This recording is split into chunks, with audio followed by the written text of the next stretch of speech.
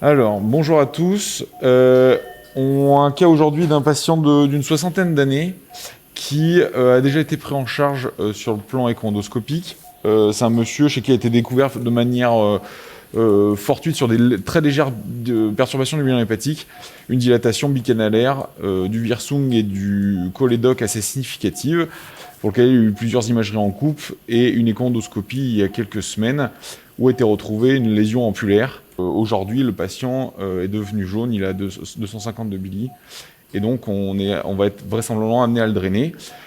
Donc là, on utilise un écho-endoscope linéaire Pentax thérapeutique, puisqu'à priori, comme il y a un projet chirurgical pour limiter le risque de pancréatite aiguë, si cette lésion est bien non résécable par voie endoscopique, on sera amené à le drainer par un astomose cholédocobulbaire.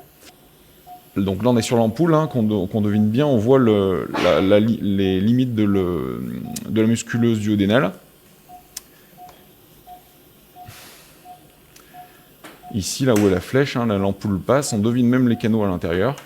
Et si on remonte un peu, il y a cette lésion qui envahit en partie le pancréas et qui même remonte en intracanalaire. Là, on remonte sur la voie biliaire, où on voit clairement un épaississement du bas cholédoque. Ici, là, et je vous montrerai juste après, il y a une importante dilatation d'amont.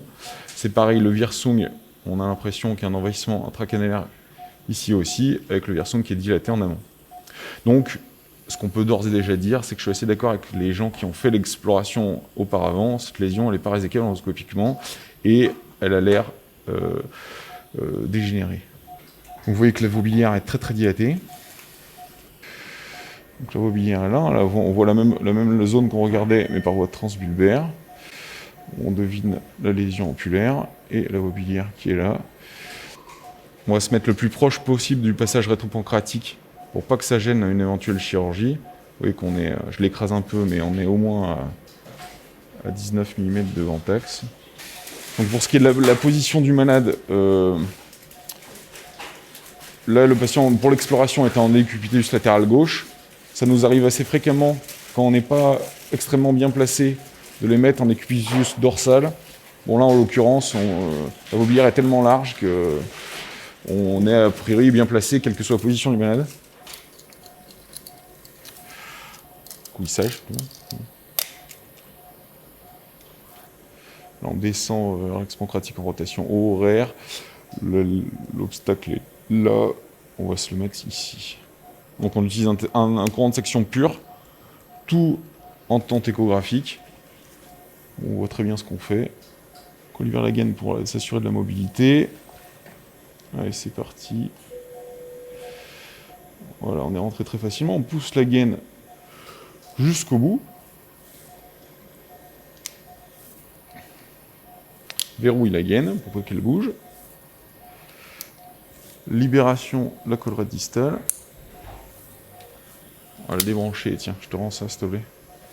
Donc là, la collerette distale est libérée dans la voie biliaire. Permet de remobiliser la gaine pour venir tracter la collerette distale contre la lumière de l'endoscope. Le signe qu'on en attend, c'est que le porteur qu'on voit au centre de l'écran, ici, vienne toucher en traction le bord de la collerette. On est assez tracté.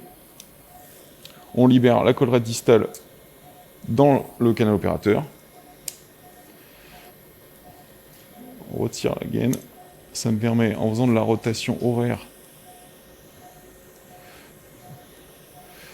de mettre la visibilité.